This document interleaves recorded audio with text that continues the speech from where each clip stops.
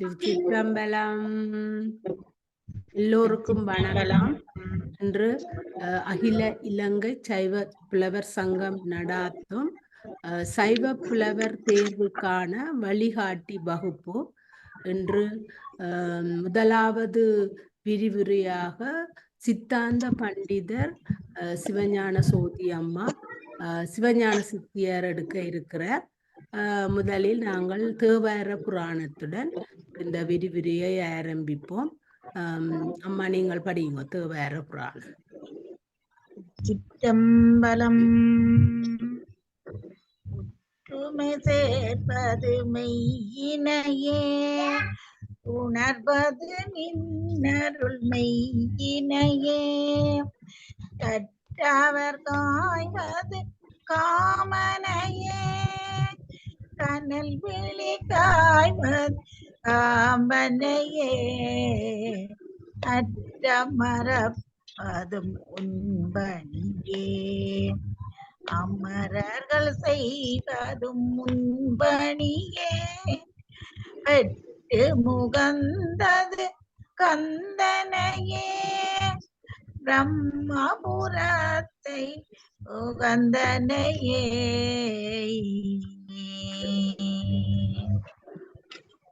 வேத நெறிதலை தோங்க மிக செய்வ துறை விளங்க, பூத பரம்பரை ஒளிய புனிதவாய் மலர்ந்தழுத சீதவள வயற்புகளி திருஞான சம்பந்தன் பாதமலத்தனை கொண்டு திருத்தொண்டு பரவுவாம். சிற்றம்பலம். நம பார்வதியதே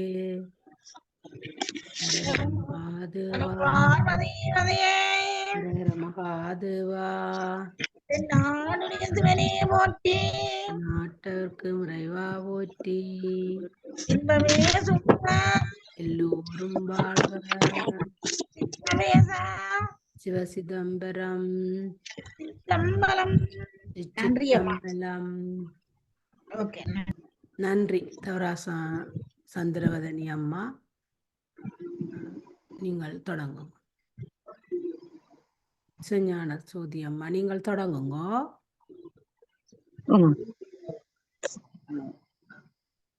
அனைவருக்கும் வணக்கம். எனது தீட்சா குருவான சீர்வளர்ச்சி சிவபிராதேசிய வரமாச்சாரியா சுவாமிகளை நான் நினைந்து அவரை வணங்கி கொண்டு அடுத்ததாக இந்த சைவ புலவர் சங்கத்தின் தலைவர் அவர்களை இந்த இதுகளை இவ்வளவு காலமும் நெறிப்படுத்தி எங்களுக்கு இந்த வகுப்புகளை ஒழுங்கமைப்பு தந்த ஆனந்தி அம்மையார் அவர்களையும் நினைவு கூர்ந்து கொண்டு அடுத்ததாக எங்களுக்கு இந்த தொழில்நுட்ப வசதியை செய்து கொண்டிருக்கின்ற கமலா ரவீந்திரன் அம்மையார் அவர்களையும் வணங்கி கொண்டு என்னுடைய இந்த சித்தியார் என்னுடைய மீட்டல்களை பார்க்கலாம் என்று நினைக்கின்றேன்.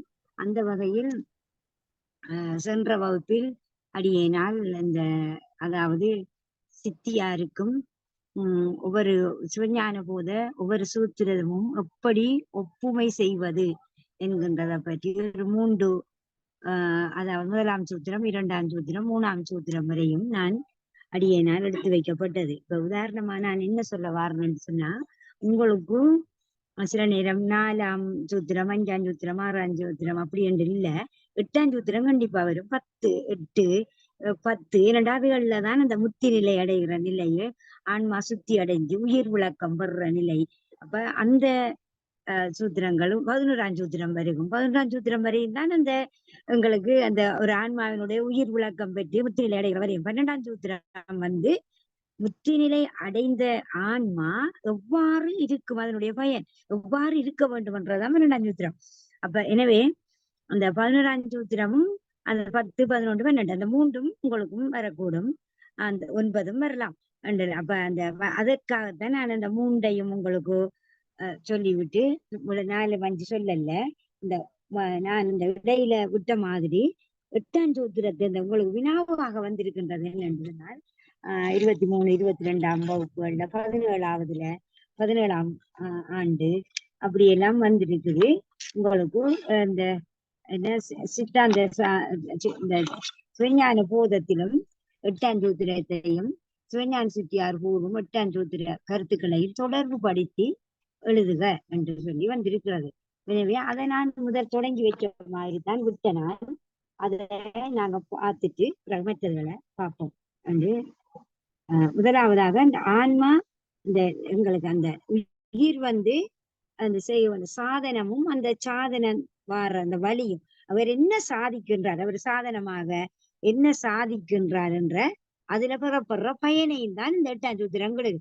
இந்த முதலாவது நாங்க என்ன தெரிஞ்சிருந்தாலும் அந்த அனுபவ ரீதியாக சாதனை செய்தவனுக்கு தான். இப்ப நாம இப்ப ஒன்றுல ஒரு நூல்ல கூறப்பட்டிருக்கின்றது அல்லது ஒரு செய்யுள்ள கூறப்பட்ட அல்லது முன்னோரங்களுக்கு படிப்பிச்சது அவங்க படிப்பிச்சதின்படி அது என்ன அவர ஞானம் உண்டு. ஒரு நூல் வழி பெற்ற ஞானம் அவர ஞானம் உண்டு, அல்லது ஒரு எங்களுடைய குரு சொல்லி தந்த அது ஞானம் அவர ஞானம். ஆனா அனுபவமாக அதை சாதனையாளராக சாதனை செய்யும் வர்ற நேரத்துலதான் அந்த பரஞான அந்த வழிகளங்களுக்கு அல்லது அந்த உரைப்புக்களங்களுக்கு வரப்படும். அப்ப அதனால அந்த சாதனத்தால பெறப்படுற பயன் என்ன, அதுல சாதனை செய்யும் பொழுது ஒரு ஆன்மாக்கு என்ன வழி என்றதுதான் இதை வடிவா சொல்லப்படுகிறது. அதுதான் இதனுடைய அந்த சித்திரத்தினுடைய அந்த கருப்பொருள் அது. அப்ப ஐம்புல வேடரின் அயந்தனை வளர்ந்து என தம்முதல் குருவுமாய் தவத்தில் உணர்த்த விட்டு அந்நியமின்மையின் அரண் கடல் செல்லுமே. அப்ப அதுதான் அதுக்குரிய முதலாவது அந்த இதாக இருக்குது. அப்ப இதை நான் அன்றைக்கு நான் உங்களுக்கு இதுல அதை பற்றி சொன்னேன், மேலால சொல்றேன். அப்ப உயிர் அந்த அது தான் இந்த முற்பிறப்புகள் செய்கிற அந்த தவ புண்ணிய சிறப்பின பயனாக இதுவரைக்கும் அது அந்த உள்ளாந்த ரீதியாக சரியாக யோக மார்க்கங்களை எல்லாம் உணர்த்தி அதுக்கு வெளிப்படுத்தி வந்த அந்த சிவபெருமான் ஞான மார்க்கத்தை அருளும் பொருட்டு ஞான மார்க்கத்தை இந்த உயிருக்கு கொடுக்க வேணும் என்றதுக்காக அவர் விருப்பம் கொண்டு குருவடிவம் கொண்டு எழுந்தருளி என்ன இந்த ஆன்மாவுக்கு என்னென்ன செய்து அவரை பக்குவப்படுத்தலாம் என்ற மாதிரி எப்படி ஒரு ஆன்மாவை பக்குவப்படுத்துற தீர்க்க செய்தவனும் என்ன தீட்சை மூலம்தான் அந்த ஒரு ஆன்மா பக்குவம் அடைஞ்சு படிப்படியாக வார சோபானம் என்ற படிப்படியாக அது வாரது என்ற. அப்படி அப்படி இருக்கிற அந்த ஆன்மா அப்படி என்ற நேரத்துடையே அரசன் குமாரனாகி நீ வளர்ந்திருக்கிற நேரத்துல ஐம்பொறிகள் ஆகிய அந்த வேடர்களுக்கு அவங்களோட நீ சேர்ந்து அவங்களோட உட்பட்டு வளர்ந்து அந்த நீ யாரு உன்ன நிலை என்ன அந்த பெருமைகளை உண்டையும் அறியாம மயங்கி நீ துன்பப்பட்டு கொண்டு அதுல அதோட நீ துக்கப்பட்டு கொண்டிருந்தா, அதோட சேர்ந்து கொண்டிருந்தா. அப்ப உண்ட அந்த தன்மை இதுதான் என்ற தன்மை உன்னை நீ அறியல, உனக்கு அறிவிச்சு கொண்டிருக்கின்ற உன்னை உணர்த்தி கொண்டிருக்கின்ற தலைவனையும் நீ அறியல. அப்ப இந்த நிலையில இந்த உண்மை அறிந்து அந்த அறிந்த பொழுதே அந்த வேடர்கள் என்ற என்ன ஐம்புல சார்பு அவங்களை விட்டு நீ விலகி முதல்வனாகிய அரசனோடு வந்தன்னு சொல்றாங்க. முதல்வனாகிய சிவத்தோடு நீ வருகின்ற அந்த நிலையில அந்நியம் இல்லாம ரெண்டுக்கும் பிரிப்பில்லாம அதே நிலையில முதல்வன் திருவடிகளை அணைய வேணும் என்றதுதான் இதுல கருத்தாக இருக்கு. அப்ப இதுல ஒவ்வொன்றும் அங்க சொல்லப்படுகின்றது. இதுல நாங்க அதே மாதிரி சித்தியாறுல இருக்கிறதையும் நாம அதை பாடமாக்கத்தான் வேணும். சித்தியாறுல நாங்க எல்லாம் பாடமாக்கினதுதான். ஆகவே நீங்க சும்மா எழுத முடியாது, பாடமாக்காட்டியும் நீங்க அது முழு புள்ளிகள் உங்களுக்கு வழங்கப்படாம என்ன செய்யணும், அந்த முன்னோட்டமாக விடயங்களை அறிந்து வைத்திருக்க வேணும். மன்னவன் தன் மகன் வேடரிடத்தே தங்கி வளர்ந்தவனை அறியாது மயங்கி நிற்ப பின்னும் அவனும் என் மகன் என்று நீ அவரை பிரித்து பெருமையோடும் தானாக்கி பேணுமா போல் துண்ணிய ஐம்புல வேடர் சுழலிற்பட்டு துணைவரையும் அறியாது துயரோடும் தொல்லிவிரை மன்னும் அருள் குருவாகி வந்து அவரை நீக்கி மலமகற்றி தானாக்கி மலரடிக்குள் வைப்பன் என்று சித்தியார் சொல்லுது. அப்ப அந்த பாட்டை சொல்லிட்டு அதுல பிண்டப்பொழிப்புன்னு சொல்லப்படுற அதுல பொழிப்ப விடயங்கள் அது என்ன விடயம்ன்றது அந்த நுண்பொருள அதுல பொருளை எழுதிட்டு அதுக்கு பிறகு இந்த சூத்திரத்தை எழுதணும். நாங்க எது சித்தியாறுல உள்ள வார சூத்திரத்தை எழுதணும். இந்த பாட்டுல எழுதிட்டு அதுக்குரிய ஒரு பொழிப்பை நீங்க எழுதணும். அது எப்படி அதுவும் இதே மாதிரி தான் வரும். எப்படி அதுக்குரிய அப்ப ரெண்டையும் ஒப்பு நோக்குறோம். நாங்க ரெண்டுக்கும் ஒரே ஒரே கருத்து அங்க வரப்படுகின்றது. அரசிலங்குமாரன் என்ற ஒருவன் வேடரிடத்தில் தங்கி வளர்ந்து என அந்த அந்த வளர்ந்தவனை அறியாது. அப்ப இளம பருவத்துல அவரு இந்த சின்ன வயதுல அங்கு வேடர்களோட அகப்பட்டு அவரோட கூடி அவங்களோட தொழில வேட்டுவ தொழில செய்து வளர்ந்து வந்ததுக்கு பிறகு அவர் தண்ட நிலையை அறியாம மயங்கி நிற்க என்ற நேரம் பிறகு அதுக்கு பிறகு தந்தை என்ற அந்த அரசனை தன்னையும் அறியாது பிறகு அப்படியே தனக்கு தலைவனையும் அறியாது மயக்கமுற்று நிற்கிற நேரம் அவனும் நீ என் மகன்தான் என்று அவனை பிரித்து அந்த அரசனும் தன் மகனோட பிரித்து அவனுக்கு விடயத்தை சொல்லி அதாவது அறிவுறுத்தி அவரிடத்திலிருந்து அவனை பிரித்து தண்ட குலப்பெருமையோடு அவனை தானாக்கி பேணுமா போல் அந்த அப்படி தன்மையோட தான் என்ற அந்த வண்ணம் செய்து அப்படி அவனை ஆதரித்து வைத்தது போல.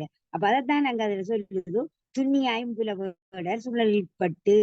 அப்ப அப்படி சொல்ற நேரம் அறியாமையினாலே நெருங்கிய ஐம்பொறிகளாகிய அந்த வேடர் ஐம்பொறிகளாகிய சுழலிடப்பட்டு அந்த அங்கே அழிந்து இருந்து அந்த அது அவங்களுடைய விடய போகங்கள்ல அழிந்து இருந்து அதுக்கு பிறகு அதுல துணைவனை மறியாது தொல்லுயிர் என்று இங்க சொல்லப்படுகிற தம்முதல் குருவுமாய் தவத்தினில் உணர்த்த விட்டு. அப்ப முதல் குருவாய் வாழ்றது அதுவும் அப்ப இங்கேயும் தொல்லுயிர் என்று இதுல சொல்லப்படுது. அப்ப அது பக்குவ காலத்துக்கு அறிவாக தரவல்ல என்று சொல்லப்படுது. அதாவது இந்த அந்த ஒரு ஆன்மா அந்த பக்குவப்படுற அந்த காலத்துல தான் பேரின்ப அறிவை பெறலாம், பெற்றத்தை அனுபவிக்கலாம், அது உண்மையான நிலையை பெறலாம், அந்த அனுபவித்து கொண்டு அதை அடையும் என்றதான். அப்ப தலைவனை அறியாது வருந்துகின்ற அந்த தொல்லீரன் அனாதி உயிர். அப்ப அனாதி என்ற நேரம் ஆரம்பத்திலேயே அந்த உயிராக வந்தது ஆணவ மலத்தோடு இருக்கின்ற அனாதி உயிர் என்று சொல்லப்படுது. அதுக்கு பிறகுதான் அவரு அந்த கேவல அவத்தையிலிருந்து சகல அவத்தை மாறி சுத்தாவத்தைக்கு வார நேரம் அருட்குருவாகி அது அந்த வார நேரம் குருட சகல நிலையிலே இருக்கக்குள்ளே குருட தரிசனங்கள் குருட வாக்கு நோக்கு அவருடைய இதெல்லாம் கிடைச்சிருவங்களுக்கு கிடைச்சிட்டு பிறகு அந்த நிலை பெற்ற அந்த சிவபெருமானுடைய அல்லது அவரே சிவபெருமானே ஒரு குருவினுடைய திருமேனியாக அந்த வடிவம் கொண்டு உபதேசித்து அவண்டு. அது கணக்க நாம எத்தனையோ புராணங்கள்ல இந்த திருமுறைகள்ல எல்லாம் நாம மாணிக்க வாசகர் வரலாறு திருநாவுக்கரசர் வரலாறு எல்லாம் குருவாக ஆட்கொண்டதெல்லாம் நாம அதுல அறிஞ்சிருக்கிறோம். என்ன உபதேசித்து பிறகு என்ன செய்யறா பொறிகளில் என்று நீக்கிற நேரம் அதான் மலமகற்றி செய்து அந்த மலமகற்ற முடியுமோ அந்த வலிய கெடுத்து அதை வலி குன்ற வைத்து என்று சொல்லப்படுறது. அந்த அப்படி அதுக்கு பிறகு தானாக்கி தன்னுடைய வண்ணமாக்கி மலரடி கீழ் வைப்பன். மலர் போல்ற திருவடி கீழே வைத்தாலும் வாழ்விக்கிறவன் அவன்தான். வாழ்விக்கிறவனோ இவரை வழிப்படுத்துறவனோ சிவன் தான். அந்த எனக்கு அடிமையாகவே எப்பொழுதும் உயிர் ஒரு இறைவனிடத்தில் அடங்கி இருக்கலாம் கூடிய இவர் இறைவனை போல சிவனை போல ஆக முடியாது. சிவமாம் அந்த தன்மையை பெறுவார் என்ற அந்த விடயத்தை நாங்கள் சொல்லும் பொழுதும் இதுல ரெண்டையும் ஒப்பிட்டு பார்க்கிற நேரம் இதுக்கு 4 விடயங்கள் அங்க சொல்லப்படுகிறது. சிவஞான போதத்துல தவத்தினில் என்று சொல்லுது. அப்ப தவத்தினில் என்றால் என்ன? தவத்தினில் உணர்த்த என. அப்ப தவத்தினில் என்று நாங்க வார நேரம் தான் முன்னே செய்துள்ள தவம் என்ன? சரிகை கிரிகை யோகம். அப்ப தவத்தினில் என்ற யோக விசேடத்தால அப்ப அந்த ஆன்மா அந்த தவம் அப்ப இங்க முதலாவது தவத்தினில் உணர்த்த என்ற நேரம் அதுக்கு நாங்க எடுக்க போறது முதலாவதா கவனிச்சு கொள்ளணும். 4 விடயங்களில்தான் அது ரெண்டுக்கும் ஒப்புமை கூறலாம். நாங்க 4 விடயங்கள்ல உண்டு தவத்தினில். அப்ப தவத்தினில் என்ற நேரம் தான் முற்பிறவிகள்ல செய்துள்ள சரிகை கிரிய யோகங்களினுடைய விசேடத்தால அல்லது அதனுடைய சிறப்பு தன்மையினால என்று முதலாவது. அதே போல இங்க என்ன சிவஞான சித்தியார்ல மன்னும் அருள், சிவஞான சித்தியார்ல மன்னும் அருள் என்றால் இப்ப அதாவது அந்த கூட்டத்தோட அவனுக்கு அருள்படுத்துறதுக்காக அவனை அறியாது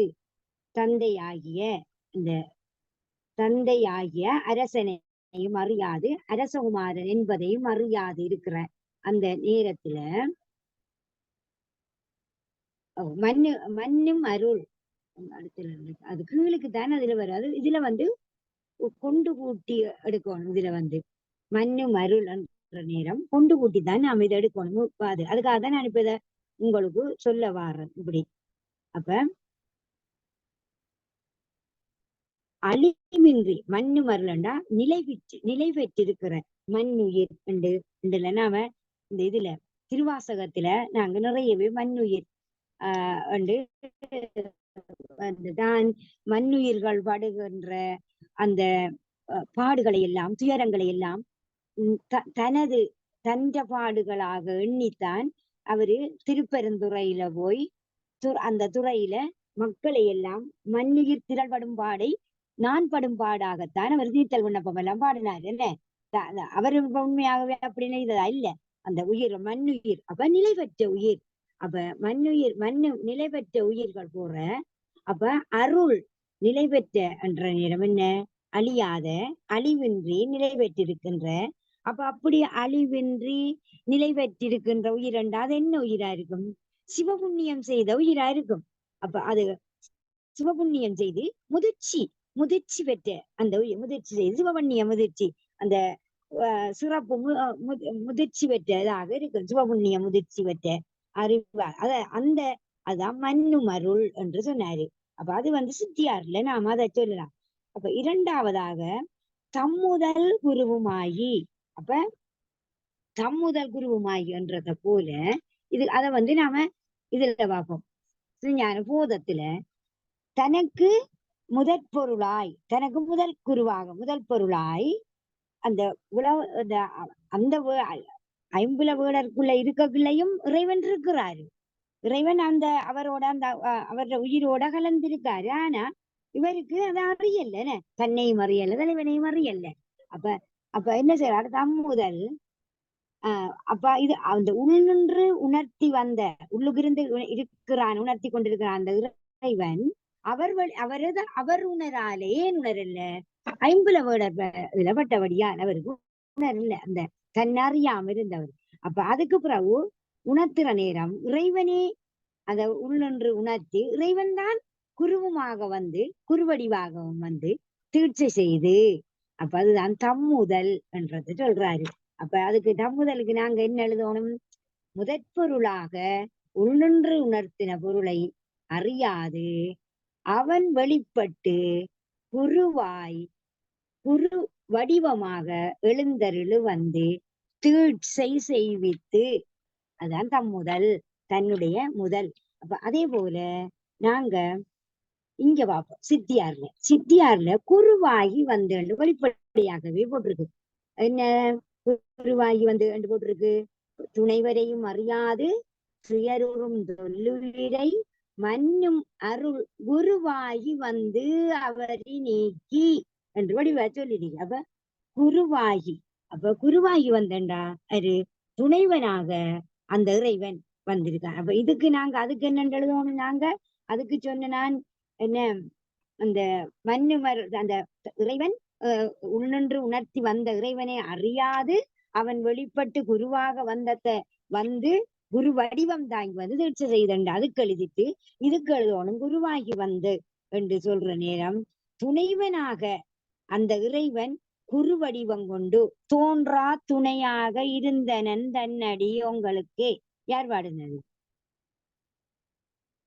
இன்றாளும் மாயனை கெந்தையுமாயுடல் மூன்றாயுலகம் படைத்துகந்தான் மனத்துளிருக்க ஈன்றான் இமையவர் கண்பன் இருப்பாதிரி புலியூர் தோன்றார். அப்ப தோன்றா துணையாக இருக்கிறாரு.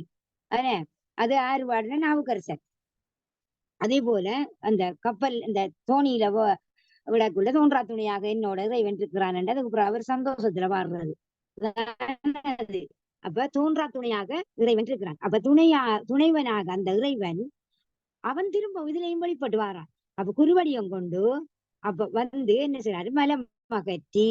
அப்ப மலமகற்றி அங்க என்ன செய்யறாரு, அந்த குருவடியாக தீட்சை செய்கிறார். தீட்சையாலதான் அவருக்கு மலமகற்றிப்படும். இங்க மலமகற்றி என்ற மல வலிமையை கெடுத்து தானாக்கி அதே போல தன் வண்ணமாக செய்து மலரடி கீழ் வைப்பன் என்று இங்கேயும் திருவடி கீழ் வைத்து வாழ்விப்பன் வாழ வைப்பன் என்று சொல்லப்படுது. அது அடுத்ததாக ஐம்புல வேடரின் அயந்தனை வளர்ந்து என்று எது சொல்லுதோ, 8ஆம் சூத்திரத்துல அந்த சிவஞான போதம் சொல்லுது. ஐம்புல வேடரின் அயந்தனை வளர்ந்து, அதை நீங்க 3ஆவதாக போடணும். இவ்வளவும் வரணும். ஐம்புல வேடரின் அயந்தனை வளர்ந்து என என்று இவ்வளவும் 3ஆவதாக போடணும் அந்த ஒப்புமை சொல்லக்குள்ள. அப்ப அதுல சொல்ற நேரம் ஐம்புலவன் மன்னவன் குமாரனாகிய நீ ஐம்பொறிகளாகிய வேடர் குழுவில் அகப்பட்டு வேடர்களோட இருந்து அவங்களோட இருந்து வளர்ந்து அவர்களது வேட்டுவ தொழிலை நீ பழகி வளர்ந்ததனால் அல்லது இழிதொழிலை பழகி வளர்ந்ததனால் ஐம்புல வேடரின் அயந்தனை என்றால் மயங்கி. அப்ப உண்ட பெருமைய பெருந்தகமையா நீ யார் என்ற அந்த பெருந்தன்மைய இன வடிவ அந்த இனண்டா அவர் அந்த சாதி வடிவம் அந்த அவரை யார் என்ற அந்த மன்னவர் என்ற இனம் அதை மறந்து அப்ப அயர்ந்தனை அதை மயங்கி அந்த தகமையை மறந்து நீ அங்க போய் கிடந்து துன்பப்பட்டாய் இடர்பட்டாய். அப்ப நின் பெருந்தன்மை இப்படியா இருக்கு இத்தகையது. அப்ப அயந்தனை வளர்ந்து என என்று சொல்றாரு. அயந்தனை வளர்த்து என.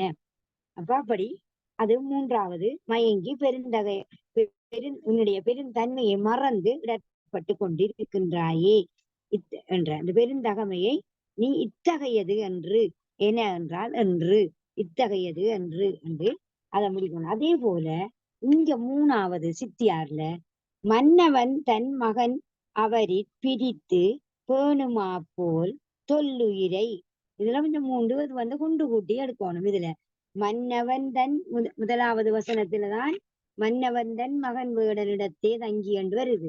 இது இப்ப இதுல 3ஆவதுல வருது மன்னவன் தன் மகன். அதுக்கு பிறகு அவரி பிரித்து பேணுமா போல் தொல்லுயிரை, இது கொஞ்சம் கொண்டு கூட்டி முன்னுக்கு பின்னுக்கு மாறி எடுக்கணும். அதற்காகத்தான் நான் இதை சொல்றேன். அப்ப மன்னவன் தன், அப்ப நாங்க மன்னவன் தன் எடுக்கிற நேரம் 1ஆவது மன்னவன் என்றவன் உங்களுக்கு விளங்குதானே, அரசகுமாரன் ஆகிய மகன் தன் மகன் என்றா அவன் சிறுவன். அவன் ஒரு சிறுவனாக இருக்கிறவன் அவன் ஒருவன். அப்ப பிறகு அது அப்படி 1ஆவதுக்கு மன்னவன் தன் மகன் என்றதுக்கு அரசகுமாரனாக இருந்தவன் தன்னுடைய மகன் அரசனுடைய மகன் என்றதால் சொல்லலாம். அவரி பிரித்து என்ற நேரம் அந்த வேடர் கூட்டத்திலிருந்து இவனை விலக்கி கொண்டு வந்து பிரித்து கொண்டு வந்து பெருமையோடு அரச சாதிக்குரிய பெருந்தகைகளோடு பெரும் தன்மையோடு என்று அவரை பிரித்து பிறகு பேணுமா போல். அப்ப அதுக்கு பேணுமா போலுக்கு அதுக்கு என்ன சொல்ற, அப்ப அத தன்மையை பிரித்து அதை போற்றி பாதுகாத்து வாழ்விப்பது போல் தானாக்கி அந்த அவனோட அங்க ஐம்புல வேடர்கள் இருந்து பிரித்து வாழ்விப்பது தானாக்கி தன் நிலைமையை கொடுத்து அதனோட சார்பை கொடுத்து வாழ்விக்கிறது. அது ஆருக்கு வாழ்விக்கிறாரு தொல்லுயிருக்கு. அப்ப தொல்லுயிர், அப்ப அந்த எது வாழ்விக்கிறதுக்கு நாம கொடுக்கப்படுகிறது தானாக்கி கொடுக்கிறது எந்த உயிர், தொல்லுயிர் என்ற. அப்ப என்னது, அனாதியாகிய உயிர், அனாதியே இருக்கின்ற ஆரம்பத்திலேயே இவர் போயிட்டார் தானே. ஆரம்பத்திலேயே அரசகுமாரன் இருந்தவர் ஐம்புல வேடர்ல இருந்து வாராரு என்ன. அப்ப அது அனாதி நித்திய பொருளை இருக்கிறது தான் அனாதி நித்திய பொருளான உயிர். உயிர் வந்து அழியாதது, நித்தியமானது என்றது, அதுக்கு அந்த உயிர் என்று சொல்றாரு. அப்ப அதுல தொல்லுயிரை அவ்வளவும் மூன்றாவதுக்கு அனாதி உயிர் என்று சொல்லப்படுகிறது. முழுதுக்கும் அது அப்படியே அதற்கு சொல்லலாம். அடுத்தது நாலாவது சிவஞான போதத்துல விட்டு அந்நியம் இன்மையின் அரண்கடல் செலுமே. அப்ப என்ன விட்டு? அந்த விட்டு அந்த முதல் தவத்தினில் உணர்த்த விட்டு, அந்த உணர்த்த என்றதுதானே முதல் சொன்ன நாங்கள். அப்ப இதுல வந்து அந்த முதலாவது தவத்தில் உணர்த்த என்று சொன்னது. இதுல வந்து நான்காவதுல வந்து விட்டு என்றது இங்க வரணும், கொண்டு விட்டு விட்டு அந்நியமின்மையின் அரண்களல் செலுமே. அப்ப நாலாவது வசனத்துலதான் அந்த விட்டு இங்க முதலாவதாக வருது. அந்நியமின்மையின் அரண்களல் செலுமே. இப்படி வருகின்ற போது அரண்களல் செலுமே, அந்நியமின்மை. அப்ப அந்த முதல்வனுடன் அந்நியம் இல்லாமல் அத்துவிதம், அந்நியம் இல்லைன்னா அத்துவிதம் தானே, அந்த தன்மையில் அத்துவித தன்மையில் நிலை பெற்று இருக்கும். அப்ப அதுக்கு பிறகு அரண்களல் செலுமே என்றா அந்த முதல் பொருளின் திருவடியை பாதார விந்தங்களை அடைந்து இன்புற்றிருக்கும். அப்ப சாதனமாக இருக்கிறது சாதனத்தான் சொல்லுது. குரு உபதேசிக்கின்ற அந்த ஞானத்தால அந்த உபதேசமானது சுவானந்தத்தை அனுபவிப்பதற்குரியவனாகிய நீ ஐம்புலன்களில் சென்று அங்கே அகப்பட்டு அங்க வளர்ந்து அங்கே இருந்து அவங்களோட அறிவுக்கு ஏற்ற மாதிரி அவங்கள அந்த அறிவில மயங்கி உனக்குரிய அந்த சிவானந்தத்தை நீ மறந்து விட்டாய். சிவானந்த பொருளை மறந்தாய். அந்த ஐம்புலன்களை நீ விட்டு என்றைக்கோ விட்டு நீங்கி வர்றது அது அதி தீவிர பக்குவம். திடீரென்று அது அதி தீவிர பக்குவம் வந்து உடையவர்கள் தான் உபதேசத்தால பெற்ற உடனேயே மலங்கள் இருந்து நீங்கி திருவடியை அடைவர்.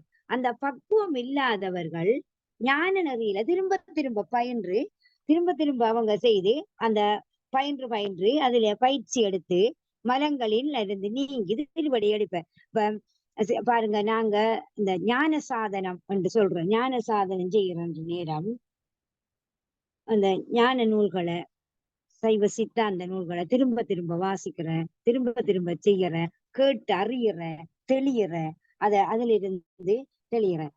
அதுக்கு பிறகுதான் இந்த பிறர் சொல்ற உபதேசங்களை எங்கட அனுபவத்துல நாங்க எடுத்து ஆராய்ச்சி செய்து பார்க்கிறது. அப்படி அது அப்படி செய்து பார்க்கிற சில ஆட்கள் திரும்ப பாத யாத்திரை செய்வாங்க, திரும்ப விரதம் அனுஷ்டிப்பாங்க, அந்த என்ன தீர்த்தம் ஆடுவாங்க, இப்படி தீர்த்த உற்சவம், பிறகு கும்பாபிஷேகம் பார்க்க போவாங்க. ஏன் தன்னை இந்த ஆன்மாவை பக்குவப்படுத்துறதுக்குரிய சாதனங்கள் அதெல்லாம். அப்ப இவங்களுக்கு வந்து அந்த சாதனங்கள் எல்லாம் முதிர்விட்டேன் முற்புறவில அதுதான் சொல்றாரு.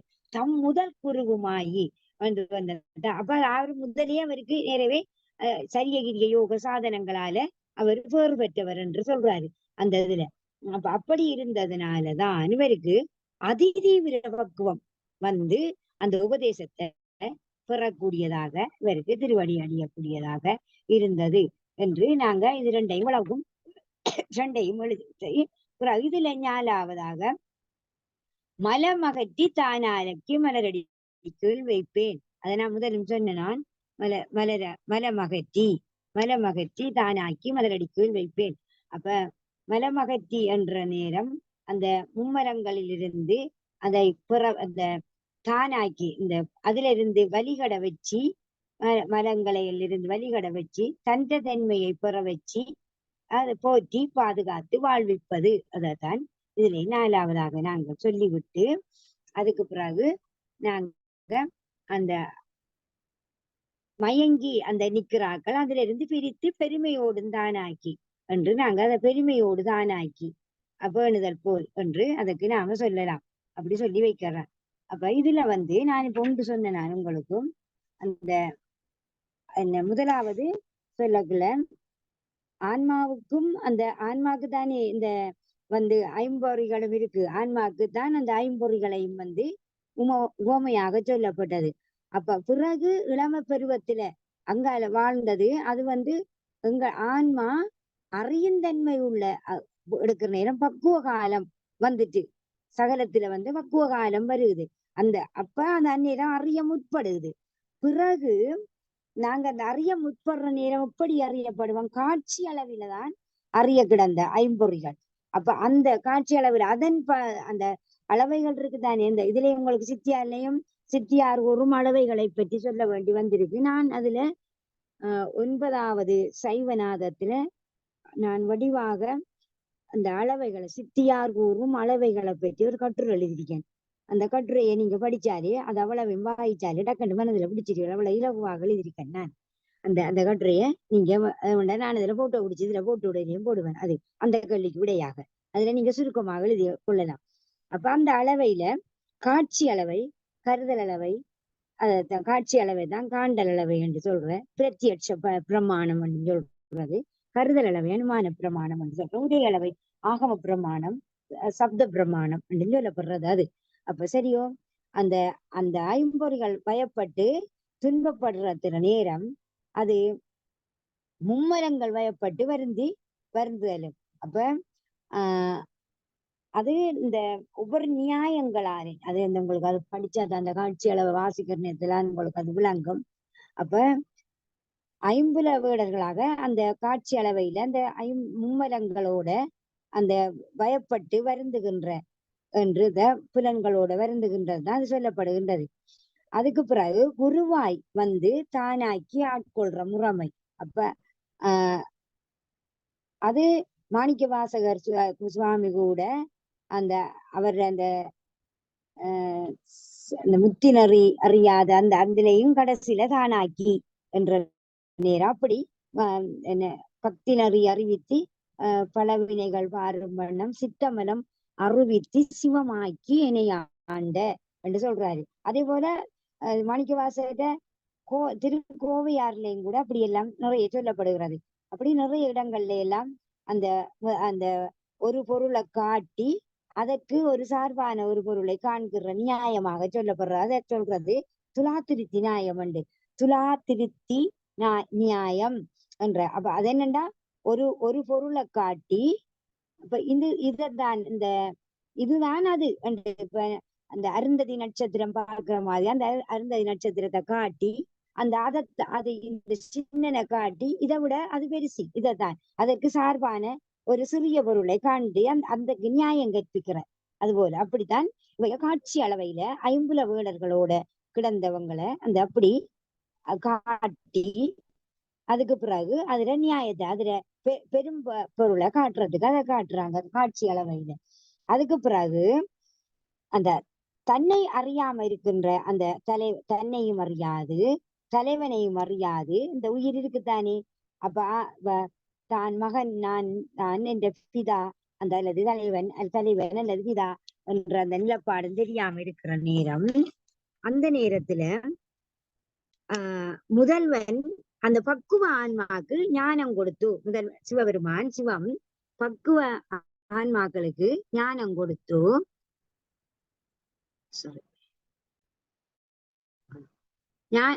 பக்குவ ஆன்மாக்களுக்கு ஞானத்தை கொடுத்து அதுக்குள்ள அந்த ஞானத்தினாலேயே தன்ற நிலைக்கு கொண்டு வர்றதுக்கு. அப்ப அதை சொல்ல வர்றது இந்த முத்தி இன்பத்துல வருகின்ற அந்த நிலை. அது சன்மார்க்க நிலை என்றவர்கள். ஏன் சன்மார்க்க ஞானபாதம் பாருங்க, அந்த 4 மார்க்கங்களையும் சன்மார்க்கம் தானே. அந்த முதல் சலோபம் சாரூபம் சாமீபம் சாயுச்சியம் முத்தி எடுக்கிற சன்மார்க்கம். அப்ப அந்த சன்மார்க்க நிலையில தான் அது ஞானபாத முடிவாக இறைவனோட அனுபவத்தோட ஒட்டி சாதகனாகி 2 கலக்கிற நிலையாக அது கூறப்படுகிறது. அப்ப அந்த கரணங்கள் இந்திரியங்கள் முதலிய கருவிகள் எல்லாம் இருந்து நீங்கி இதெல்லாம் நான் இல்லை என்றெல்லாம் அந்த ஆன்மா அதுல இருந்து விலகி அதுல திரும்பவும் திரும்ப ஒரு ஒன்றிலிருந்து விலகினாலும் அந்த வாசனாமலம் போல திரும்ப அதே கரண இந்திரியங்களுக்குள்ள ஆன்மா திரும்ப செல்ற ஒரு நிலையும் இருக்கு. அப்படி பிரியாத அப்படி மீண்டும் அந்த இந்திரியங்களுக்குள்ள செல்லாத வண்ணம் அப்படி பிரித்து எடுக்கிறாருண்டா சிவம் முள் நின்று உணர்த்தி குருவடி வாயு உணர்த்தி எடுக்கிறாருண்டா மீண்டும் அந்த கரண இந்திரியங்களுக்குள்ள செல்லாத வண்ணம் தான் பிரித்து எடுப்பாரு. இது ஒவ்வொன்றுக்கும் பிள்ளைகள் ஒவ்வொன்றுக்கும் அந்த உதாரண வெண்பாக்கள் எங்களுக்கு தான் தெரியும். உதாரண சித்தியார்லயும் இருக்குது. இப்ப இதை நான் இப்ப சொல்ற ஒவ்வொன்றுக்கும் இங்கே உரை தரும் பரிசு வர்க்கம் உணர என்று சொல்லி நீங்க அந்த ஒவ்வொன்றுக்கும் அது சொல்லி அதெல்லாம் நீங்க அந்த பாடமா காட்டியும் 254வது பாடல்ல உரை தரும் இப்பசு வர்க்கம் உணரின் 3ஆம் உயரும் விஞ்ஞானகலர் பிரளையாகலர் சகலர் நிறையின் மலங்கன்மமாயை நிற்கும் முதல் இருவர்க்கு நிராதாரமாகி அப்படி அந்த பாடல் அதுதான் உங்களுக்கு அது விளக்கமாக எங்களுக்கு அந்த பாடல். அப்ப அங்கேயும் அதிலையும் உங்களுக்கு ஒவ்வொரு அதிகரணத்திலையும் அதை சொல்ற நேரம் அதே போல விஞ்ஞான போதத்திலையும் முதலாவது அதிகரணம் இந்த வார அதிகரண வெண்பாவை தொட்டு வைக்கணும். தொட்டு வச்சுட்டு இப்படி ஒப்பிட்டு நீங்க கூடியல் விளக்கங்கள் எழுதுறேன். இந்த நான் சொன்ன அந்த விளக்கங்களை எழுதினாலே அது விளக்கமாக அந்த ஒப்பிடுறதுக்கு சமனாக வரும். அதே போல நீங்க திருமுறைகளையும் ஒப்பிடலாம். திருமுறைகளையும் ஒப்பிட்டு திருமுறை பாடல்லையும் ஒப்பிட்டு அதே போல சித்தியார்லையும் ஒப்பிட்டு சிவஞான போதத்திலையும் ஒப்பிட்டு எழுதலாம். அப்ப அதே அந்த ஒவ்வொன்றுக்கும் இந்த சொல்லப்பட்ட அவரி நீக்கி என்ற நேரம் அதுக்கு தானாக்கி மலரடி கீழ் வைப்பன் இது ஒவ்வொன்றுக்குமே இங்க ஒரு பாடலை தந்திருக்கு. உதாரணமாக அவரி நீக்கி என்றால் 282வது பாடலும் 289வது பாடலும் எங்களுக்கு அந்த செய்யுளும் 2 செய்யுளும் எங்களுக்கு அந்த அவரி நீக்கிறதுக்கு அவரிலிருந்து தானல்ல கருவிகள் எல்லாம் தானல்ல ஆன்மா அறிவுறுத்தி அதிலிருந்து மீட்டும் திரும்பவும் கூடாவண்ணம் பிரித்தெடுக்கிறதுக்கு அந்த 282வது பாடல் எங்களுக்கு சொல்லப்படுது. அப்ப 282வது பாடலை படிச்சு இது ஒரு பெரிய பாடப்பரப்பு தான். அதை நீங்க பெருசாக நினைச்சு செய்யல. அப்ப சும்மா தொட்டு வைக்கிறேன் நான் அதுக்காக தொட்டு வைக்கிற நேரம் அந்த 282வது பாடலை நீங்க அதை வாயிச்சு பார்க்கலாம். சும்மா வாயிச்சுட்டு போங்க. இரண்டாம் கொஞ்சமாவது நாங்க ஞாபகத்துல வச்சு எழுதலாம் தானே. அதுக்காகத்தான் நான் அந்த சொல்றேன். 282வது பாடல பாருங்க. அது என்ன சொல்லுதுன்னு சொன்னால் இதுக்கு 82வது பாடல் அறிவினுள்ளே என்ற நேரம் அறியாமை அறிவகற்றி அறியாமைதான் அறியாமை அறிவகற்றி அறிவினுள்ளே அறிவுதனை அருளினாலே அறியாதே அறிந்து குறியாதே குறிந்ததை குறிந்த அந்த கரணங்களோடும் கூடாதே வாடாதே குலைந்திருப்பையாயின் பிரியாத சிவன் தானே பிரித்தி தோன்றி பிரபஞ்ச பேதமெல்லாம் தானாய் தோன்றி நெறியாலே இவையெல்லாம் அல்லவாகி நின்றென்றும் தோன்றிடுவன் நிராதாரனாயே என்று சொல்லப்படுகிறது. அப்ப இந்த அதுக்கு நிராதாரனாயே தோன்றிடுவன் என்று சொல்றாரு. அப்ப இந்த பாடலை நீங்க 20 நீங்க எழுதக்குள்ள சொல்லலாம். அப்படி கூட பரப்பில்லாடி 282வது பாடல் அவரி நீக்கி என்பதை விளக்கமாக சொல்லுகிறது என்று அறியாமை அகற்றி என்று அதை சொல்ல. அதே போல 289வது பாடலும் அந்த அந்தக்கரணங்களோடு கூடாம அந்த அவரு நீக்கி எடுக்கிறாரு. சிவபெருமான் சிவம் குருவாக எடுக்கிறத வடிவா சொல்லுகிறது. அதுவும் பன்னிறங்களவை காட்டும் படிகம் போல் உள்ளம் பல புலன்கள் நிறங்காட்டும் பரிசு பார்த்துட்டு என்ற அந்த பாடல்லையும் உங்களுக்கு 89வது பாடல்லையும் உங்களுக்கு அழகாக அந்த பாடலை வடிவாக சொல்லப்படுகிறது. அப்ப அதையும் நீங்க சொல்லிட்டு இப்படி அப்போ ஒவ்வொன்றையும் 4 விஷயத்த நான் சொன்னேன். நான் தானே இப்ப 1 2 3 4 அந்த 4ம் சித்தியா இருக்குன்னு சொல்லி இதுக்குன்னு சொன்னேன் நான். அதே போல இதுலையும் நீங்க அந்த சித்தியார்லையும் இதுலையும் அந்த பாடல்களை அந்த ஒவ்வொரு அந்த 4 விடயத்துக்கும் 4 உதாரண வெண்பாக்களை தொட்டு தொட்டு வைக்க வேண்டும் என்று அது அப்படி இல்லாட்டி பாடலையாவது நீங்க அதுல சொல்லி வைக்க வேண்டும். இப்ப உதாரணமாக இப்ப இந்த இதுல 289வது பாடல் சொல்லப்படுதுன்னு 289வது பாடல் எடுத்து பாருங்க. பல்நிறங்கள் அவை காட்டும் படிகம் போல் உள்ளம் பல புலன்கள் நிறங்காட்டும் பரிசு பார்த்துட்டு இந்நிறங்கள் எந்நிறம் அன்று என்று தந்தன் எழில் நிறம் கண்டு அருளினால் இந்நிறத்தின் வேறாய் பொயின் நிறம் ஐம்புல நிறங்கள் பொய்யென மெய்கண்டான் பொருந்திடுவன் சிவத்தினொடும் போதான் பின்னை முன்னிறை நீர் சிறை முறிய முடுகி ஓடி முன்னீர் சேர்த்து அந்நீராய் பின் நீங்கா முறை போல். அப்ப என்னத்துக்கு அவரி நீக்கின்றதுக்கு இந்த 2 பாடலும் அந்த திரும்பவும் அந்த அதாவது பல நிறங்கள் இயல்பை போல தன்னியல்பாக காட்டி நிற்கின்ற பளிங்கு போல உயிரும் தன்னுக்கு பக்கத்துல இருக்கிற கருவிகளின் இயல்பை தன்னியல்பாக கொண்டு காட்டி நிற்கும். அந்த தன்மையிலிருந்து இந்த கருவிகளிலிருந்து அந்த வழி பெற்ற அந்த இயல்புகள் அந்த அதுல இருந்து நாங்க இறைவனுடைய திருவருளால அறிந்து அந்த இயல்பிலிருந்தும் வேறாக அது பொய் என்ற தன்மையிலிருந்து மாறி ஐம்புல அந்த கருவிகளோடு மயங்கி நிற்காம அந்த தன்மையிலிருந்து நாங்க விலகி அந்த உண்மையை அறிந்தவன் அந்த சிவத்தை அதோட பொருந்துவான் என்ற அதைத்தான் வந்து அந்த நிறங்களை போல நாங்கள் அந்த பக்கத்தில் இருக்கிற நிறங்களை காட்டுற பளிங்கு போல அந்த தன்மையோட இருக்காம என்ற அந்த நீக்க சொல்லி அதை சொல்றாரு. அதை கடைசியில சொல்றாரு, தேங்கி இருந்த நீர் அத்தடை நீங்கிய வழிக்கடல் நீரை பொருந்திய நீராய் போய் மீளாது அது பிறகு அது கண் அடங்கி நிற்றல் போலவாம்.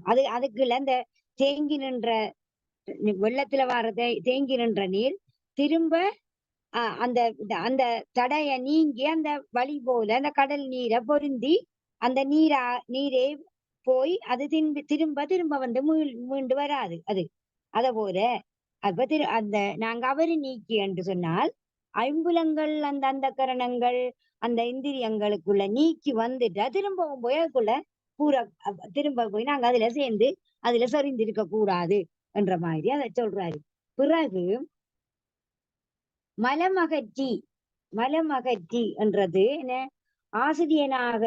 ஆசாரியனாக வந்து தீட்சை செய்யறது. அதுல இங்க அந்த தீட்சைகள் அவ்வளவையும் சும்மா சோட்டாக எழுதணும். அந்த அவரி இந்த மலமகற்றி தானாக்கி என்ன கூட தீட்சைகளை அது சவிச தீட்சை நிர்தீச தீட்சை அந்த இதுகளை பற்றி தீட்சைகளுடைய இதுகளை பற்றி இந்த ஆதார தீட்சை இதுகளை பற்றி எழுதிட்டு பிறகு மலமகற்றி அது கொஞ்சம் பெரிய பாடப்பிறப்பு தான் அதுல பிறகு மலமகற்றி நான் அதுக்காகத்தான் சோட்டாக 4 விடயங்களை சொல்லி 4 விடயங்களுக்கும் நீங்க எழுதினா போதும் என்று சொன்னான். இது இப்ப விரிவாக சொல்றேன் உங்களுக்கு. ஆனா எழுதக்குள்ள அவ்வளவு எழுதினா போதும். ஆசாரியனாக வந்து தீட்கை செய்து என்று அத்துவ சுத்தி. அப்ப அது அத்துவ சுத்தி செய்யற நேரம் உங்களுடைய சஞ்சிதம் அத்துவ சுத்தியால தீட்சை செய்து அனுஷ்டானம் செய்து அதன் வழி நிற்றலால எங்களுக்கு என்ன போகுது, அத்துவ சுத்தி. அதை செய்யறதா அத்துவ சுத்தி என்ற 6 அத்துவாக்களாலேயும் செய்யப்படுற சுத்தி. அப்ப அது வந்து 4ஆம் இன்றைக்கு கொக்கடி சொல்லியில போய் கொஞ்சம் பேருக்கு தீட்சை கொடுத்தேன். என்னதுக்கு அன்றைக்கு முதல் 62 பேருக்கு கொடுத்ததுல விடுபட்ட ஆக்களுக்கு தொடக்குகளால் விடுபட்ட ஆக்களுக்கு இன்றைக்கு கொண்டு கொடுத்து போட்டு வந்த நாங்க. அப்ப அதுல வந்து நான் நிறையவே சொல்லி கொடுத்தது. அதுல அத்துவ சுத்தி செய்யறதால சஞ்சிதத்துல செய்யற கண்மங்களும் அது மறந்து போகும். அது வந்து எங்களுக்கு அழிந்து போகும். பிறகு அனுபவத்தால பிராரத்தம் கண்மங்கள் பிராரத்த வினையால உடல் எடுத்தது. உடலை நாங்க பிராரத்த வினைக்கு ஏற்ற மாதிரிதான் இந்த உடல் எடுத்திருக்கிறோம். எடுத்து அந்த உடல்ல பிராரத்த வினை வந்தா அதை அனுபவிச்சே தீர வேணும் என்று சித்தியார்லயோ சிவஞான போதே சைவ சித்தாந்தத்திலேயோ சொல்லவில்லை. ஞாபகப்படுத்திக் கொள்ளணும். அனுபவத்தால பிராரத்த வினையும் எங்களுக்கு மாறி போகும். உடம்படுத்தத்தால எங்களுக்கு பிராரத்த வினையை அனுபவித்துத்தான் ஆக வேண்டும் அல்ல. ஞான உதிர்ப்பினால ஆகாமிய வினையும் கண்மங்களும் ஒளியும் ஆணவ மலத்தையும் கூட எங்கட மெஞ்ஞானத்தால வலிகுன்ற செய்யலாம். அதை ஆணவ மலத்தை வலிகுன்ற செய்யலாம். அதற்கு 258வது பாடலும் 262வது பாடலும் உங்களுக்கு ஆதாரமாக வருகின்றது. அப்ப அனுபவத்தால நாங்க அனுபவிச்சு அந்த அதுகளை அனுபவித்துத்தான் பெறணும். அனுபவிக்கின்ற நேரத்துல எங்கட பிராரத்த வினை அனுபவத்தால அடுத்த பிறப்புக்கு இல்லாம கழியும். எப்படி கழியும்? சஞ்சிதம் அத்துவ சித்தியால கழிகிற போதையும் ஞான உதிர்ப்பினால அந்த குருவினுடைய உபதேசங்களினால அவர இந்த வாக்கு நோக்கினால ஆகாமிய வினையும் அதனால பெறப்படுற கன்ம வினைகளும் கூட ஒளிகிறது போல அத போல அனுபவத்தால அதை அனுபவிச்சுத்தான் நாங்க செய்வோம். அனுபவிக்கிற நேரத்துல அடுத்த பிறப்புக்கு அது வராது இந்த பிறப்பிலே முன்னிலே நாங்க அனுபவத்தில கொஞ்சத்தை அனுபவித்து கழித்து விடலாம். அதுக்கு பிறகு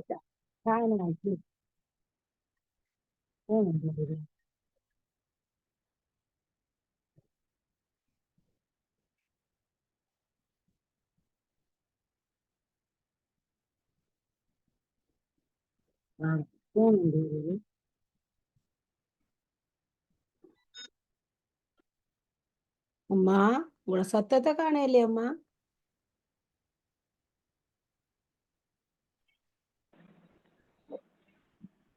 அடுத்தது மலரடி கீழ் வைப்பன் என்று சொல்லப்படுகின்றது. அப்ப மலரடி கீழ் வைப்பன் என்று சொன்னால் அப்ப நீங்காத முறையில அப்ப அவரோடு சிவபெருமானுடைய பாதார விந்தங்களில் வைப்பன் என்றவர். அப்ப நீங்காது அதோட அன்போட நேசமோடு வைக்கிறன் என்று வைக்கிறாரு. அப்ப சிவபெருமான் என்று சொல்ற நேரம் என்ன தலைவன் தலைவியாக இருந்து அந்த அந்த அதே பாவமாக தலைவன் தலைவிட பாவமாக அந்த திருவருளோடு இரண்டரை நிற்கிற நிலை அது என்ன பரமுத்தி என்கிற அதைத்தான் மலரடி என்றால் திருவருள் சக்தியினுடைய அடி என்று சொல்லப்படுகிறது. அப்ப அதுக்கு அதையும் 291வது பாடலும் உங்களுக்கு அதை சொல்லுகிறது. 291வது பாடல்லையும் அதை சொல்லுது என்ன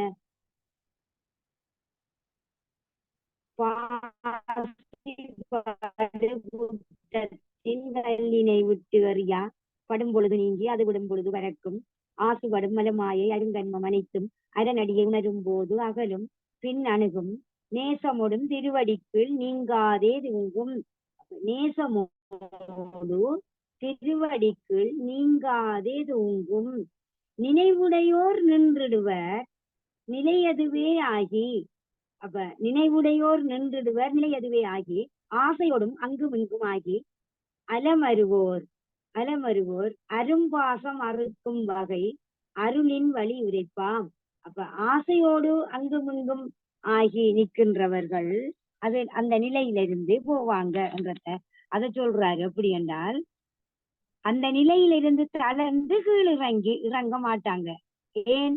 அந்த முதல்வனுடைய திருவடியின பிரியாது அதனையே உணர்ந்து அதிலோட நேர்ந்து அந்த நிலை பெற்று அதுல இருக்கிற நேரம் அந்த நிலையிலிருந்து தளர்ந்து கீழ் இறங்க மாட்டார்கள். அந்த அவன் திருவடி கீழ் அதாவது மலரடி கீழ் வைத்திடுவாங்க. அப்ப உலகப்பற்று கொண்டு கருவிகளிலும் இருக்கிறவர்கள் சிவத்தேனுமாக விருப்பிட்டு சுழல்வோர் பாசத்தை முற்ற நீக்கும் முறையில பாசத்தை முற்ற நீக்கினால்தான் அந்த சிவத்தின் அனுபவத்தை பெற முடியும் என்றதை சொல்லப்படுகிறது. அடுத்ததுல இதோட 4வதோட இது முடியுது 290வது. அப்ப அந்த ஐம்பொறி என்ற தத்துவங்களில் இருந்து அந்த வளர்ந்த அது தன்னையும் தனைவனையும் அறியாது வருந்தர உயிருக்கு முதல்வன் பக்குவமைதிய இடத்து அந்த திருவருளே குருவாக திருமேனி அவருடைய அந்த திருமேனி தாங்கி எழுந்தருளி உபதேசிக்கின்ற செய்யும் பொழுது தத்துவ நீக்கம் செய்து தத்துவங்களிலிருந்து தத்துவ சுத்தி செய்து நீக்கம் செய்து ஆணவ வலியை கெடுத்து ஞான முதிப்பித்து என்னத்தை கொடுக்குற முத்தி என்ன முத்தி பரமுத்திய கொடுக்குறாங்க என்று வடிவா அதை முடிக்கலாம். அதே போல அதுலயும் துண்ணி ஐம்புலவோட சுழலில் பட்டு என்று அதே போல இந்த சித்தியார்லையும் சித்தியார்ல தான் இப்ப சொன்னது. அதே போல சிவஞான போதத்திலையும் அது என்னென்ன சிவஞான போதத்திலையும் கூட விரிவு அது இதுலதான் நாங்க அதுல காட்டப்பட்டிருக்கின்றது. அதுலயும் தவத்தின் உணர்த்த நம்முதல் குருவாய் என்று சொல்ற நேரம் இந்த அதுலயும் கூட சிவஞான அதுலதான் சிவஞான அந்த சித்தியாரத்தான் உதாரணம் காட்டி இந்த பாடல்களை பார்க்க வேணும்ன்றீங்க. அப்ப அதுல உண்டு. அப்ப சிவபுண்ணியத்தை செய்துதான் எங்கட அந்த சிவபுண்ணியத்தை செய்யறதாலதான் அதுல என்ன சொல்றாரு, ஞான உபாயம் வாரத்துக்கும் அதுல உண்மை அந்த உண்மை அது ரெண்டு வகைப்படும். சரியகிரியை யோக ஞானம் என்ற நான்கும் முத்தி காரணம், முத்தி வர்றதுக்கு முத்தி காரணமாக செய்யற. அப்ப அதைத்தான் சொல்ற சிவபுண்ணியம், உண்மை சிவபுண்ணியம் என்று சொல்ற. உலக பொருட்கள் காரணமாக செய்கிறது உபாய சிவபுண்ணியம். அது ரெண்டு வகையாக நாங்கள் செய்யறோம். அது ஒன்றும். அப்ப இத ஒவ்வொரு உண்மை சிவபுண்ணியமும் உபாய சிவபுண்ணியமும் அது ரெண்டு நாளாக 8 வகைப்படும்.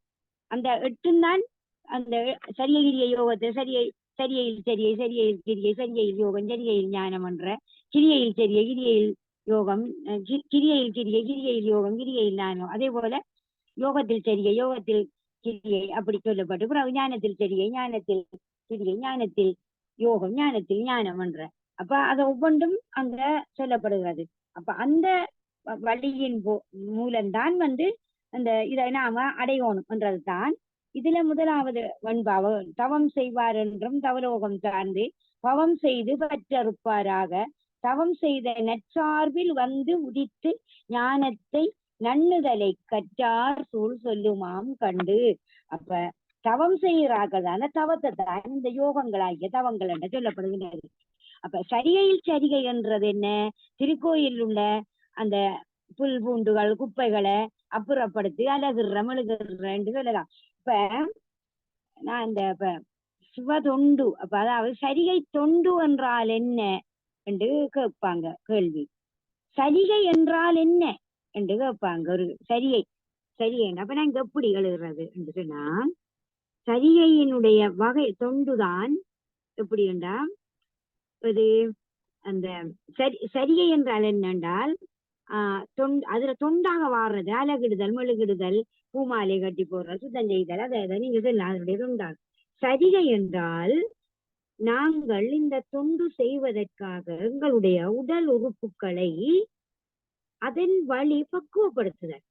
உதாரண மகாலையில் எழுறதே ஒரு சரிகையில முதல் படிதான். எழுந்து என்ன நாங்க எழும்பின உடனே ஏதோ தியானம் இருக்கிறார்கள், தியானம் இருந்து அப்படி செய்துட்டு பிறகு என்ன செய்யறோம், நாவே நீராடிட்டு பூப்பறிச்சு சுவாமியை செய்து கும்பிடுறோம். அதுக்கு எங்களோட உடல் உறுப்பை பழக்கப்படுத்துறோம். அப்ப இன்றைக்கு எங்களுக்கு காய்ச்சல் சோம்பல் என்று சொன்னாலும் அந்த டைமுக்கு நாங்க எழும்புறோம். அப்ப எங்களோட உடல் உறுப்புகள் எங்களுக்கு சரிகை தொண்டுக்காக பழக்கப்பட்டு விட்டது. இப்ப மாலை கட்டி பழகினவர்கள்ட்ட கட்டுவாங்க. அப்ப ஏன் அவங்களோட உடல் உறுப்புகள் எல்லாம் சரிகை தோண்டினாலும் பழக்கப்பட்டது.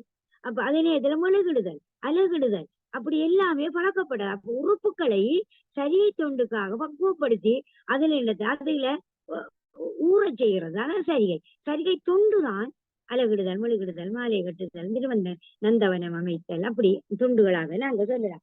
அப்ப அது அந்த அந்த அதுகள்ல ஈடுபடுறது. சரியை கிரிகை என்ற சிவவடிவங்களாக மகேஸ்வர முகூர்த்தங்களில உபாசன மூர்த்தமாக அதுல வச்சு நாங்க எங்களுக்கு வழிபடுறது. அப்ப ஒரு தெய்வத்தை எடுத்து வழிபடுறோம். அதுல யோகம் அதுல அந்த நாங்க வழிபடுறத நெஞ்சில அந்த எங்களோட இருதயத்துல வைத்து அந்த எங்களோட தியானம் பண்றேன். அது யோகமாக தியானம் பண்ணி அவரை நினைச்ச தியானம் செய்யறது. அதுல சரியில ஞானம் என்றா அந்த ஒரு மகேஸ்வர முகத்துல வர தியானம் செய்த அந்த தியானம் செய்யற அந்த பக்குவத்துல அந்த ஒரு வேகம் ஒன்று ஏற்படும். அதை தியானம் செய்ய அதுல ஒரு ஏற்படுறதால ஒரு உரைப்பு, ஒரு நிலைப்பாடு ஒன்று வார நேரத்துல அதுல அனுபவம் ஒன்று நிகழும். அதுதான் ஞானம். அந்த அனுபவம் அந்த நாம திரும்ப உண்டை செய்துட்டு வாங்க, அதுல ஒரு ஞானம், அதுல இறைவன் நிற்பார் எங்களோட நின்று அந்த ஞானத்தை எங்களுக்கு இதுதான் என்று சொல்லி அந்த அற்புதத்தோட காட்டுவார். நீங்க அனுபவிச்சு பார்க்கலாம். அனுபவிக்கிற நேரம் அது சரிப்படும். அதே மாதிரி அந்த கிரியையில் சரிய பூசைக்கு வேண்டிய பொருட்களை சேகரித்து கொடுக்கறது. கிரியைண்டா நாம பூத சுத்தி அந்த 5 வகை சுத்திகளை செய்யறேன். அது சிவலிங்க வடியில பூசைகள் செய்கிறது. அப்படி அது கிரியை என்ற அந்த என்ன சுத்தி, அந்த பஞ்ச சுத்திகளும் அந்த பூத சுத்தி, தான சுத்தி, திரவிய சுத்தி, என்ன மந்திர சுத்தி, லிங்க சுத்தி அதை செய்து அந்த சிவபூசைக்குரிய அந்த சிவபூசை செய்கிற நேரம் அந்த சுத்திகள் செய்கிறது. அது கிரியை வழிபாட்டுக்குள்ள வரும். கிரியையில யோகம் என்றா அந்த இதுல அதே மாதிரி தியானம் அந்த ஓமம் மாதிரி எடுத்து அதை தியானம் செய்து அதுல நாம அந்த எங்களோட அந்த இருதயம் நாவி புருவனடு அதுக்குள்ள வச்சு நாங்க அதை அந்தரியாகமாக எங்களுக்குள்ள அதை நினைச்சு யோகம் செய்கிறேன். அப்ப அதே போல ஞானம் என்ற அந்த பூசையில் இந்த வருகின்ற அந்த அனுபவத்தால ஒரு அனுபவம் நிகழ்றது. அதுல உரைப்பால பூசையினுடைய ஒரு உறுதிப்பாட்டினால அதுல நாங்க திடகாத்திரம் பண்ணி கொண்டிருக்கிறோம். அதால ஒரு அனுபவம் ஒன்று நிகழ்றது. யோகத்துல சரிகை என்ற யோகத்தில் சரியை என்ற நேரம் பிறகு அதுல யம நியமம் என்ற பிரணாயாமம் இந்த நான்கையும் யோகத்துல சரிகை என்ற யோகத்துல கிரிகை என்றது பிரத்யேகாரமும் தாரணையும் இதை யோகத்துல கிரிகை என்றது. யோகத்தில் யோகம் என்றால் யோகத்துல வர தியானம் அது ஆனது. யோகத்தில் ஞானம் என்றால் சமாதி கூடி இருக்கிறது. அப்ப அது வந்து யோகத்துல வந்து 4 அந்த அட்டாங்க யோகத்திலையும் 4ஆக பிரிச்சு 4க்குள்ள செய்வது அது அதே போல அதுல என்ன அந்த யோகம் அந்த அதுலயும் கொஞ்சம் விரிவாக சொல்லப்படுகின்றது. அதுல அதே போல ஞானத்தில் சரிகை என்றால் ஞான புஸ்தகங்கள் நூல்கள் ஞானத்தை தாருகிற அந்த நூல்களை அந்த சொல்ற அந்த குருவிட்ட இருந்து கேட்கிற அது சரிகை முதலாவது. அதுல கிரிகை ஞானத்துல கிரிகை என்ற அந்த பொருள் காரணமாக அதோட நினைச்சு அதோட தொடர்பு படுத்தி அந்த எடுத்துக்காட்டுகள் இதுக்கு என்ன இப்ப இதுக்கு இது சரி வருமா இதுதானா இது இப்ப நாம ஒன்றை எடுத்து காட்டுறதானே இப்ப திருமுறைகள் எடுத்து காட்டி அந்த இயல்புபடுத்துகிற அது ஞானத்தில் கிரிகை என்று சொல்றேன். அதாவது அந்த சாத்திர பொருள் நூல்களால குருவிடம் கேட்டு அறிஞ்ச அந்த ஒரு பொருளை காரண காரியத்துக்கோட இயல்புபடுத்தி இதுதானா இது வந்தா இது வருகும் இது வந்தா அந்த காரண காரியத்தோட தொடர்பு படுத்தி எடுத்துக்காட்டுகளோட சிந்திக்கிறது தான் அது. ஞானத்தில் யோகம் அதை எந்த விதமான சலனமும் விகாரமும் இன்றி அதை தெளிவாக நாம் அதை பெற்றுக்கொள்றோம். ஆராய்ச்சி செய்து தெளிவை பெற்றுக்கொள்றேன். ஞானத்துல ஞானம் என்றது அதுல சிவபெருமானோட பேதம் இல்லாம அபேதமாக கலந்து அவனையே சதா சிந்திச்சு எந்த நேரமும் நீங்காம அவனை நினைத்து கொண்டிருக்கின்ற. அப்ப இது 16 வகையாக அந்த சிவபுண்ணியங்கள் ஞானத்துல அது அதுல பயன் சாயுச்சியம் தான் நடையில பரமுத்தி என்றதா கிடைக்கிற. அப்ப மிச்ச எது பரமுத்தி கிடைக்கிற அந்த ஞானத்தில் ஞானம் என்ற ஒன்றுக்குதான் அந்த 16 சிவபுண்ணியத்துல ஞானத்தில் ஞானம் என்ற அந்த சாயுச்சிய முத்தி பெற்ற பரமுத்தி பெற்றது ஒன்றுதான் அது பரமுத்தி அடையும். மற்ற 15 அந்த அதுக்கு அந்தந்த பலன்கள் அந்தந்த அவங்களோட சாதனைகளுக்கு பயனாக சாலோக சாமிக சாரூபம் என்ற பதமுத்திகளோட தான் அது எங்களுக்கு சிவபுண்ணியத்துக்கு அது எங்களுக்கு கிடைக்கும். மற்றதுக்கெல்லாம் உபாய சிவபுண்ணியம் உலக பொருட்கள்ல பற்று கொண்டு செய்கிறேன். எனக்கு அது கிடைச்ச நான் ஜங்காபிஷேகம் செய்வன் இது இப்படி வந்துட்டுண்டா இதுக்கு நான் இந்த பூஜை செய்வேன் என்ற உண்ட வேண்டி அந்த நாம் உலகியல் இன்பங்களை நோக்கி அதுக்கு நாங்க செய்கிறது. அப்ப அது சுத்த அந்த அதுல வரையுள்ள பூனங்கள்ல தான் அதுக்கு போகங்கள் அனுபவிக்கிறதா கிடைக்கும். அப்ப இப்படி சொல்ல நேரம் என்னது இல்லையா நான் நேரம் கொஞ்சம் கூடி போயிட்டு போல. அப்ப நீங்க 5 நிமிஷம் பிந்தி தானே தொடங்கி நீங்க என்ன 3 நிமிஷம் நீங்க அப்ப முடிக்குங்க. அதே போல இரண்டாவது அந்த இதுலையும் அந்த எடுத்துக்காட்டு பண்பாக பசித்துண்டு அதை சொல்றாரு. அப்ப அந்த அதுல பசித்துண்டு பின்னும் புசிப்பானை பசித்துண்டு பின்னும் பசிப்பானை ஒக்கும் இசைத்து வருவினையில் இன்பம் இசைத்த இருவினை ஒப்பில் இறப்பில் தவந்தான் இறப்பில் தவத்தான் மருவுவனாம் ஞானத்து என்று இது அந்த அதுல 2வது அதிகரணம் 4 சொன்ன நான் இதுக்கு 4க்கும் இதுல முதலாவதுக்கு காட்டிட்டோம் தவம் செய்வார் என்ற அந்த காட்டிட்டு அதுல விடயங்களை நாங்க அதுல சோட்டாக சொல்லிட்டு அதுக்கு பிறகு அதென்ன தவம் செய்ததால அந்த முதலாவதுல அந்த நற்சார்பில் உதித்து ஞானத்தை அதாவது நல்ல குலத்துல பிறந்து நற்சார்பில் உதிக்கிறேன்னா நல்ல குலத்துல பிறந்து அந்த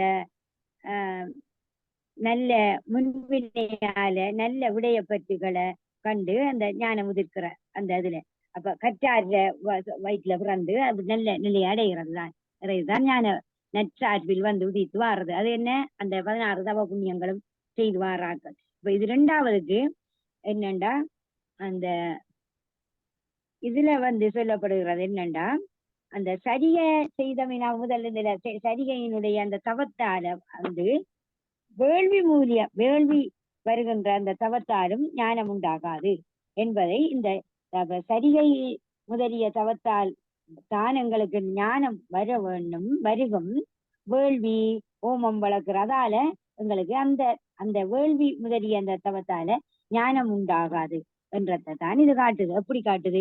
பசித்துண்டு பின்னும் பசிப்பானை ஒக்கும் இசைத்து வருவினையின் இன்பம் இசைத்த இருவினை ஒப்பில் இறப்பில் தவத்தான் மருவுவனாம் ஞானத்து வந்து என்று சொல்லுகிறாரு.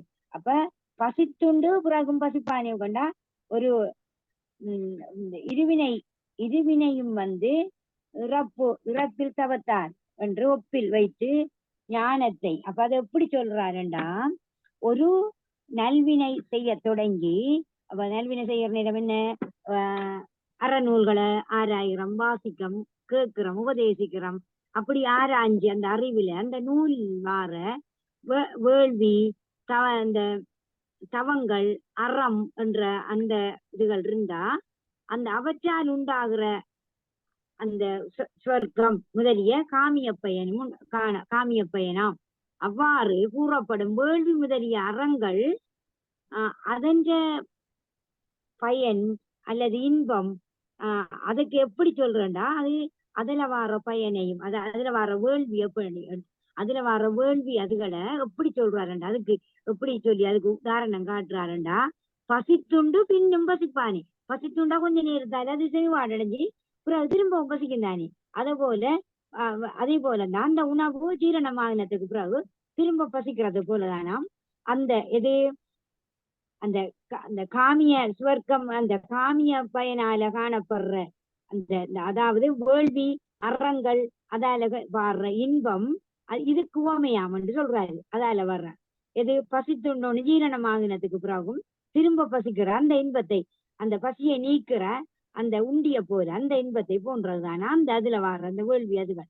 அப்ப இதுல வந்து அந்த இதுல உங்களுக்கு அதாவது என்ன சொல்லப்படுதுன்னா, இந்த இந்த நூல்களை கற்று அந்த அறநூல்களை ஆராயும் பொழுது அந்த அறிவில் எங்கட அறிவில அந்த நூலில சொல்லப்படுற வேள்வி அல்லது தவங்கள் அறம் தோன்றும் எங்களுக்கு. அதுல அந்த அவற்றால உண்டாகிறது அதுல என்ன கிடைக்கும், அதால அப்படி ஒரு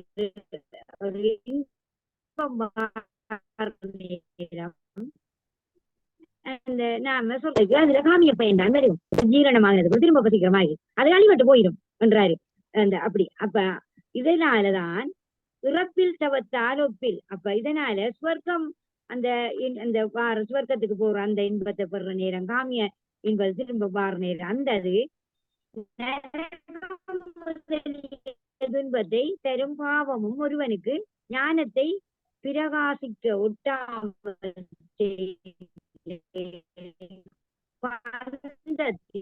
அழுத்தும். திரும்ப இதென்ன செய்யறாரு, இறப்பு சுவர்க்கம் உங்களுக்கு அந்த முதலாவது தவத்தில காண்ற நேரம் சுவர்க்கம் வருது, காமிய இன்பம் வாடுறது, அறம் நரகம் முதலிய துன்பத்துக்குள்ள போற போல பாவமும் ஒருவனுக்கு ஞானத்தை பிரகாசிக்காமல் அந்த அவர் செய்யற அந்த துன்பத்தால பாவம் செய்தவனுக்கு தான் வரும், துன்பம் செய்தவனுக்கு தான் நரகம் வரும். அப்ப அந்த அவனுக்கு அப்படி வந்துட்டா ஞானம்